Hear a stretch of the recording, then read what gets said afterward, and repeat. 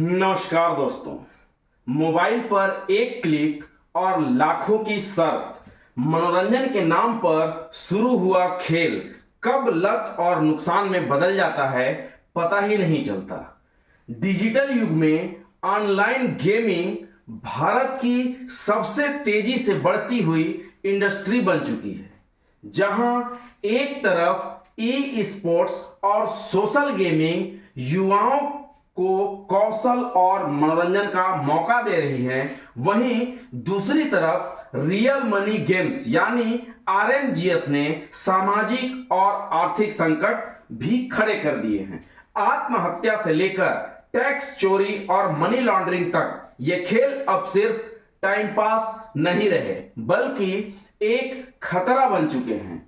और इन्हीं खतरों को देखते हुए सरकार लाई है एक promotion and regulation of online gaming act 2025। 22 अगस्त को राष्ट्रपति के हस्ताक्षर के बाद यह कानून लागू हो गया है। 20 अगस्त को लोकसभा में बिल पेश हुआ और महज 7 मिनट में ही पास हो गया।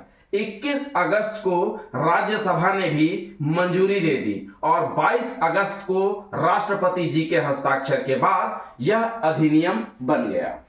3 खंडों में बटी है यह ऑनलाइन गेमिंग, जिसमें पहला है e sports, digital video games या प्रतियोगिताएं जिन्हें नेशनल स्पोर्ट्स गवर्नेंस एक्ट 2025 के तहत मान्यता मिली है, जैसे grand theft auto, call of duty वगैरह। दूसरा है सोशल गेमिंग, शिक्षा या मनोरंजन के उद्देश्य से खेले जाने वाले गेम। इनमें विज्ञापनों से कमाई की छूट होगी और सरकार इन्हें प्रोत्साहन भी देगी। तीसरा है रियल मनी गेम्स।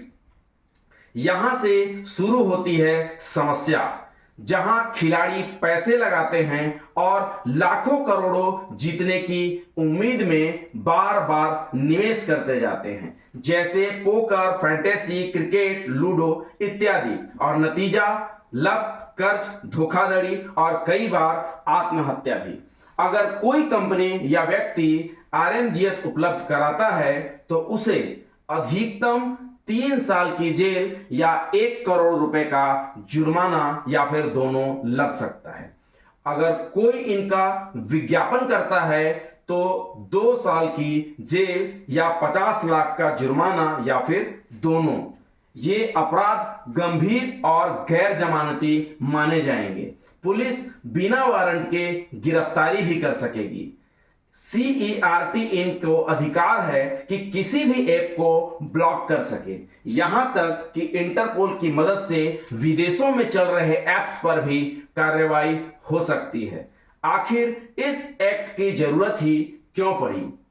सरकार के अनुसार हर साल लगभग 15,000 करोड़ रुपए आरएमजीएस में फंस जाते हैं। डब्ल्यूएचओ कहता है कि यह मानसिक तनाव और आर्थिक संकट का कारण भी है।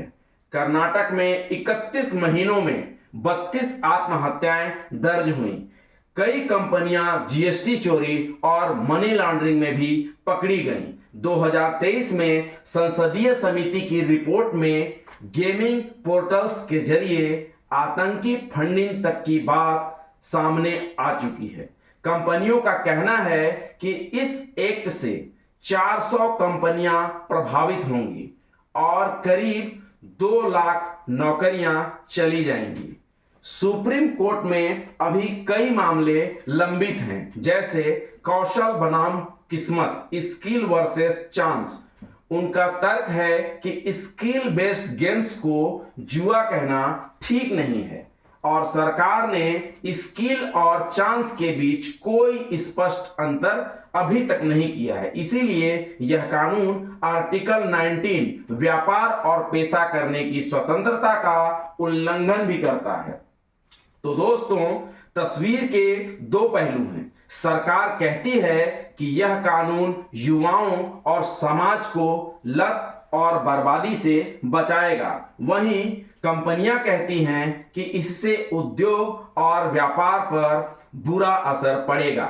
यह जानकारी आपको कैसी लगी कमेंट में अपनी राय जरूर बताइएगा। बहुत बहुत धन्यवाद।